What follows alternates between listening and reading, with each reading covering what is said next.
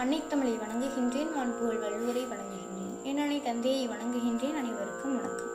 இன்றைக்கு ஒரு சிறிய கதை.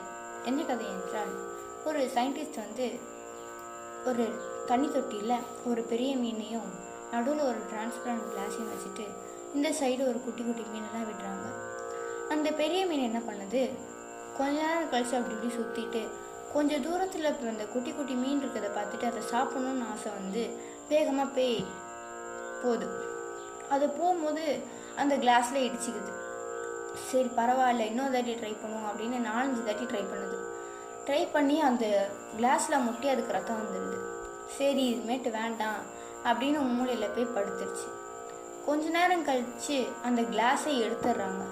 அந்த குட்டி குட்டி மீனும் அங்கேருந்து சுதந்திரமாக அந்த டேங்க்குள்ளே சுற்றுது. இப்போ அந்த மீனை சாப்பிட்லாம், ஆனால் அதுக்கு என்ன தோணுதுன்னா, இன்னும் அந்த கண்ணாடி கிளாஸ் இருக்கோ அப்படின்னு தோணுது. அதனால் அதை சாப்பிடவே இல்லை. சாப்பிடாம அது அந்த தனி தொட்டியிலே இறந்துடுது.